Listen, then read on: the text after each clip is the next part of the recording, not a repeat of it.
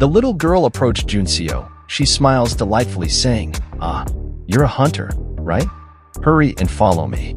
Without waiting for a reply, she turned around and quickly ran down the hatch, signaling Junseo to follow. Junseo, somewhat confused, stretched out his hand, shouting for the little girl to explain how she knew he was a hunter.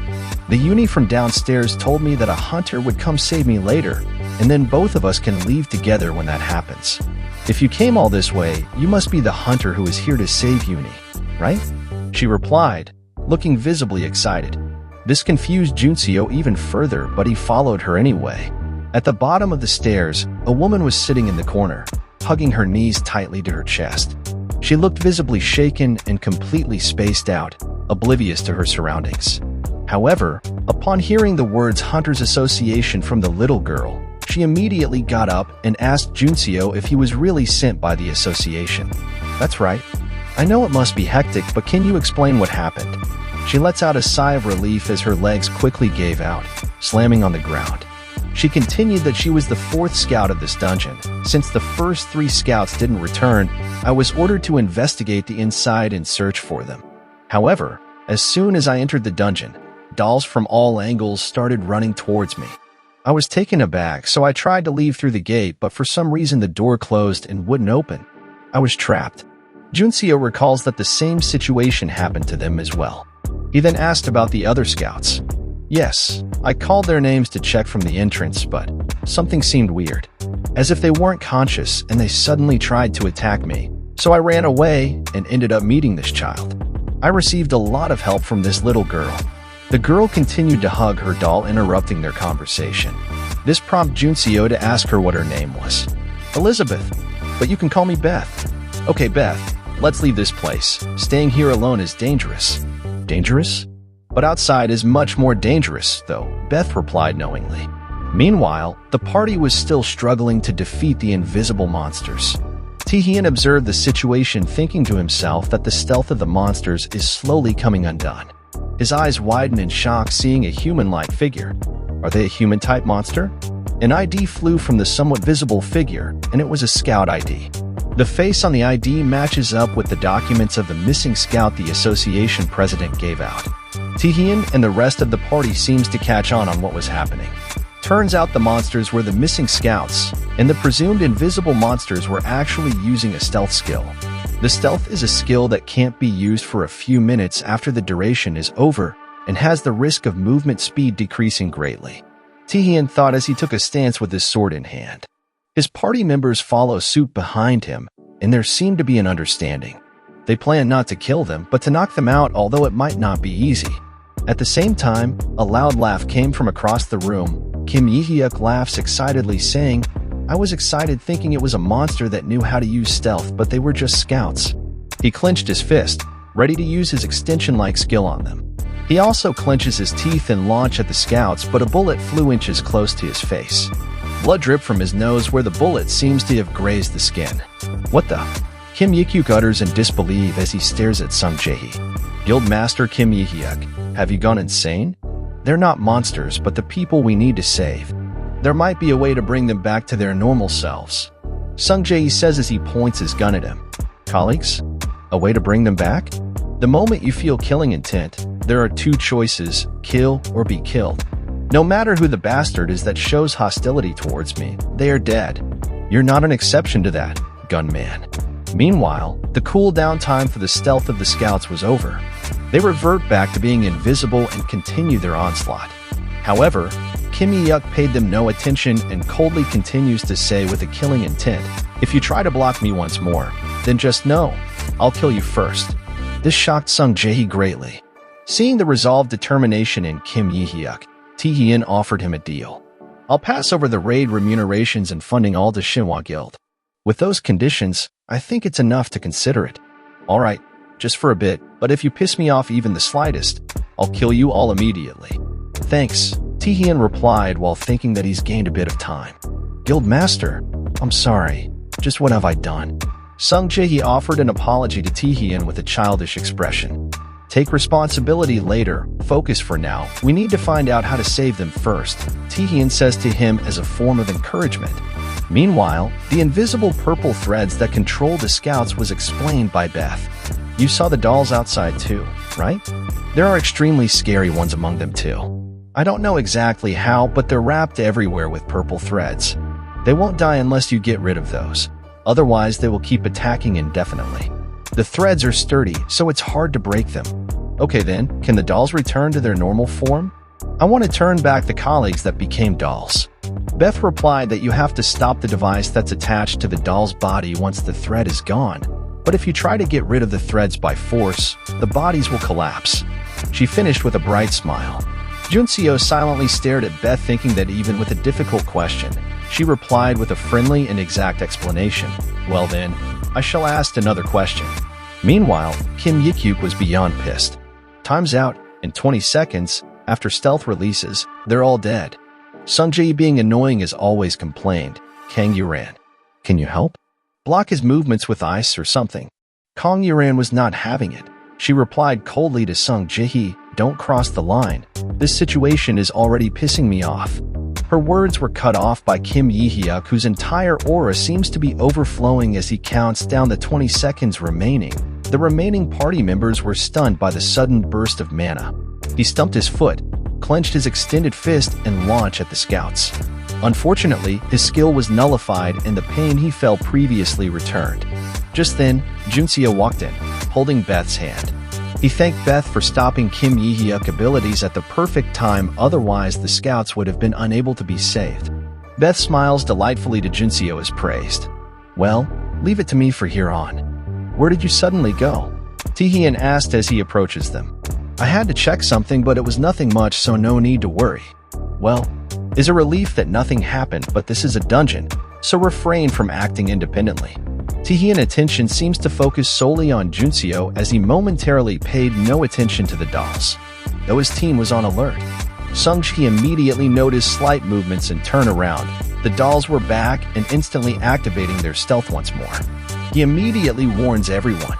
Two immense blue lights were aimed at the party. Taehyun, convinced that Junseo was unaware of the threat they were currently facing, stood directly in front of him, prepared to block the attack, but the ray evades himself, the guild vice master, and Sungjae. It seems to solely aim to attack Junseo. Turns out the rays of light were the dolls moving with their stealth skill. However, Junseo stared at them as they launched at him. He thought that thanks to the threads of the polluted mana, he could see their shape.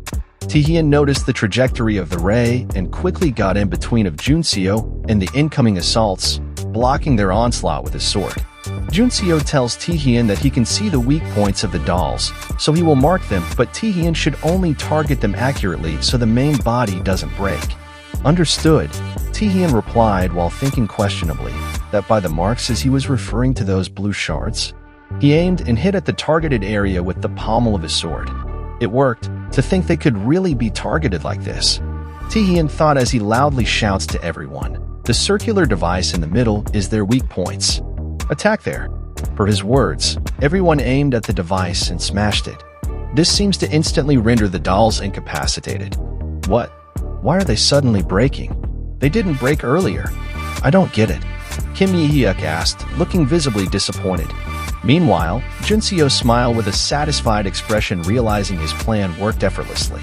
Most of the party members of both guilds were exhausted, but everyone was curious to know what just happened. Taehyun immediately asked Junseo, what did you check on the first floor? There was nothing special. I was investigating the dungeon by myself and coincidentally met a surviving scout. Her state wasn't good, so she didn't come with Beth and I, but I was able to hear the circumstance from her. I also found the weak points from the scout. Then what about this child? Taehyun asked again as Kim Yi-hyuk looked at Beth suspiciously. Oh, this little girl helped me find the scout. It seems her parents are trapped here. This is very suspicious. Kim Yi-hyuk closely looked at Beth with annoyance. Guildmaster Kim Yi-hyuk, just what is suspicious? Sungjae asked, thinking that Beth is just a kid after all. He points directly at Sungjae. What? Did I say something wrong? Logically, how is there a normal girl here? This is a closely guarded secret. Although it may seem like it's just been neglected, the association has been surveilling it every single second. There's no way anyone could have entered.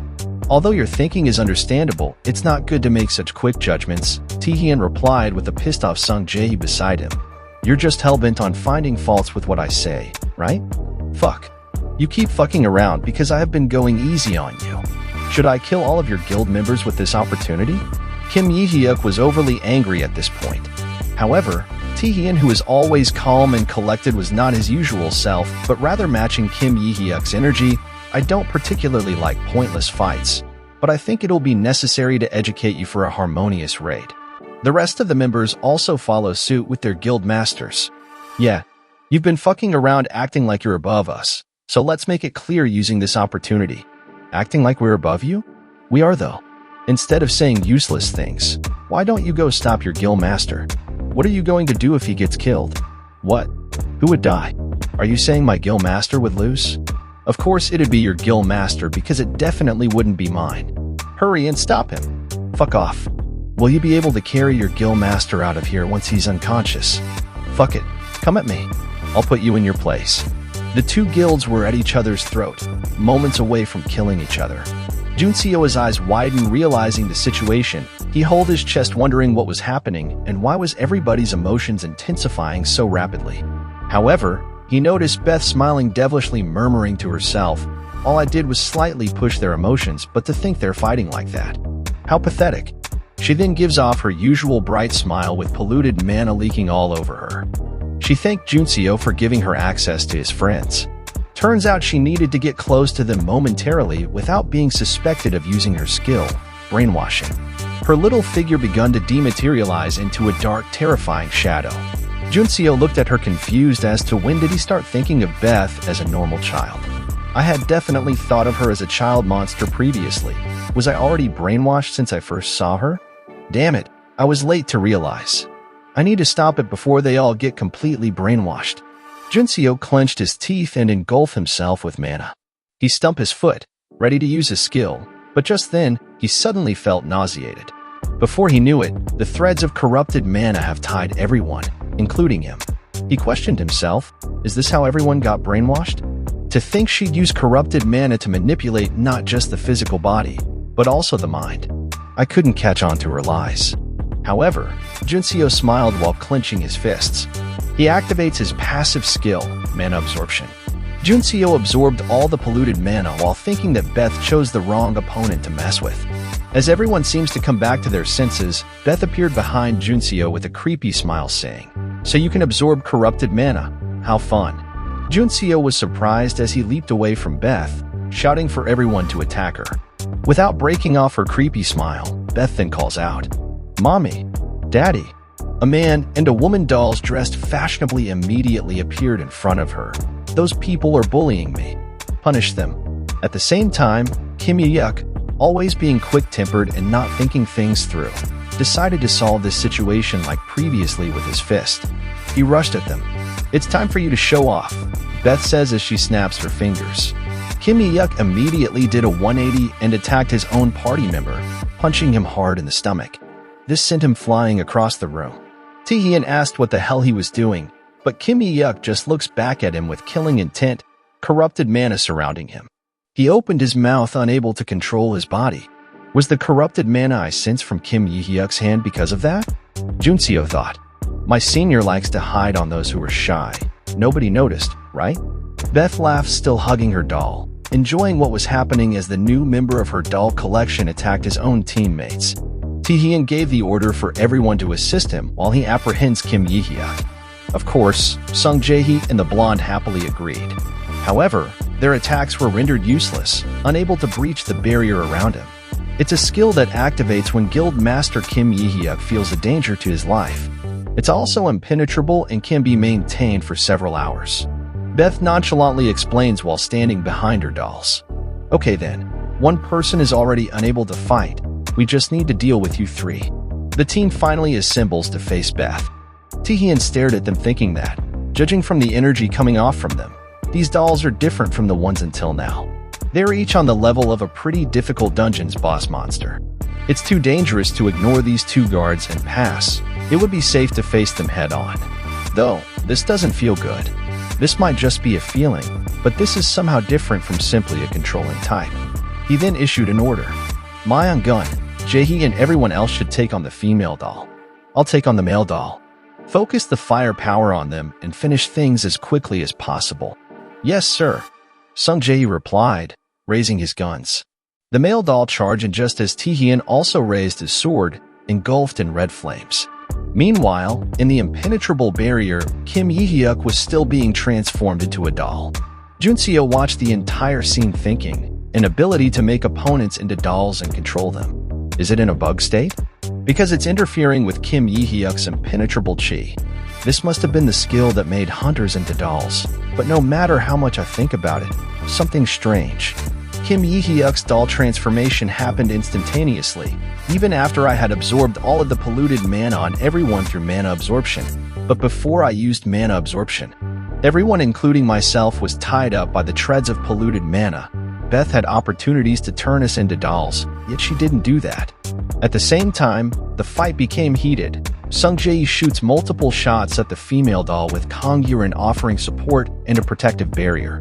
However, the female doll, with her folding fan, shields herself from their assaults. Beth smiles while watching the fight unfold, nonchalantly unaware as Junseo watches her still in thoughts. Was it simply to play with us? No, but why did she reveal herself? Not only did she guide me to the Lost Scouts, she even taught me the weak points of those who had become dolls. And after gaining my trust, she quickly showed her true colors, which made everything she had done meaningless. No matter how much I think about it, it's strange that those aren't actions that someone who enjoys internal conflicts would take. Junseo's eyes widen when a thought occurred to him, realizing that it's almost as if Beth's been forced to fight. The fight between Taehyun and the male doll rages on as the doll's hand collides with Taehyun's sword. Uncorrupted mana seems to circulate around its hand. Taehyun then sliced the air, releasing a wave of mana at the doll. He thinks that the doll has some incredible durability as his eye shines with red flames.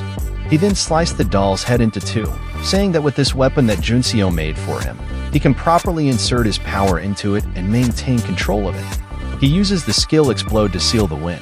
On the other side across the room, Sung Jae pulls a golden blue magazine and reloads his gun, thinking that although it's unfortunate, it was made to use in times like this. His gun immediately radiates with an immense mana. He then calls his guild master. That's enough now. The vice guild master, Myung-gun, flinch as he looks back. Sung Jae activates his skill, Enchanted Bullet, with type blaster and fires, releasing an overwhelming force that pierced the female doll's chest. With his gun raised, a satisfied smile graced his face as he stares at an enormous gaping fissure on the doll's chest. It fell down to the ground with a loud thud while its male counterpart burns with a split head. Taehyun stood over the corpse in disbelief, almost like something is off. He wondered that although things became trickier than he anticipated, it's surprising that there were no other variables in this fight other than simple physical attacks. Looking at Beth, he was worried about her mental attacks. But for a berserker like him, he can somewhat resist it. He then told everyone to prepare. As long as there are no other orders, watch out for mental attacks and stay at your current locations. Beth silently whispered mommy and daddy as she stared at their lifeless corpse. She just stands there as Taehyun launches at her. Beth finally laughs devilishly. Her last words were, "That's perfect," as Taehyun decapitates her. Her doll finally fell in a pool of her blood. As expected of Guildmaster, "You saw that, right? We were worried for nothing." Sung Jae praised Taehyun as Vice Guild Master. Myung-gun stared in shock. With her arms folded on her chest, Kongyurin said, looking bored, "What the?" She acted like there would be something big, but it ended so boringly. However, Junseo did not share the same sentiment. It'd be best if things ended like this, and if my assumptions were wrong, then. Junseo's train of thoughts was interrupted as he stares at his system window. His eyes bulge out, finally understanding. Lying in her pool of blood, Taehyun stared at Beth's body, looking visibly shaken. He thought that even though Beth was a monster, seeing a young child's corpse isn't a pleasant sight at all. He turns around, issuing for everyone to return, but in the next moment, the four of them froze, not because of magic or a mental attack, but because this dungeon had something that they had never experienced or had a precedent of facing before. An overwhelming presence. As expected, Junseo says, knowingly staring ahead. His system window shows his main quest. Defeat Elizabeth Bathory with reward, demonic shackles of control. The dungeon's hidden boss, Vampire Elder. Elizabeth Bathory. A prodigious aura with a menacing voice rings out. "Thank you." I have been waiting all this time for people who could destroy mommy and daddy for me. Not only did they betray me and got to live eternally with my power, they were ungrateful rat bastards who put me into that useless body. I finally feel alive. How long has it been? I hated it to death, having to spend all that time in that weak form. A beautiful young lady in elegant clothes with red eyes and long blonde hair, black wings and long nails materialize from little Beth's corpse. Hey you two, don't just stare like idiots. I get that your guild master is quite talented, but a monster like that, you definitely can't face her alone. Kangyu-ran, twirling her fingers with a deluge mana, snaps Sung Jae-hee and Myung-gun from their trance. Seeing Taehyun and his party members daring to fight her, Elizabeth holds her chin with a mocking smile on her face saying, "Oh my, you're being cute, rat bastards." She uses a skill, Essence Drain, to suppress the entire team. Everyone instantly spurred out a mouthful of blood as blood leaks from their eyes as well. I knew that high-ranked undeads were proficient at absorption-type magic, but from the distance with the amount of people, she can suppress us without any activating conditions or preparation time. Just how much of a monster is she? Kangyu-ran thought, looking overwhelmingly frightened for the first time in her life, as she shakes uncontrollably. A sudden burst of flame was aimed at Elizabeth's face. She caught the sword, shocking Taehyun. Breaking the sword into pieces, she immediately counters with an immense beam of light to Taehyun's stomach. Taehyun spurred out a mouthful of blood as he was trashed across the room. Junseo approached a crouching Taehyun. "What percentage do you think it was?" Holding his tummy, Taehyun looked up at Junseo, replying, "Junseo? What percentage? What do you mean? Berserker's explosions have an output, right? Since your body and rationality won't be able to last if you always do 100%. I heard you adjust the output of the explosion on a given situation. Well, in that field, I'm still a newbie when it comes to the explosive skill, so I don't know well. When you killed the Arachne last time, the output you used was less than half at the very most in my opinion, and I think since then, you have also used less than that." Finally understanding his question, Taehyun looked at Elizabeth, saying that even if that's the case, the strongest sword you made still got broken. "In my current state, I'm not sure I'll be able to demonstrate an output I have never done before." Junseo released polluted mana. "I want to monopolize on my abilities ahead of time." Taehyun stared at Junseo's hand, thinking that the energy he's feeling isn't mana. Junseo continued that he feels like he'll be continuously tied to Taehyun from now on, so it would be best to show each other's full abilities.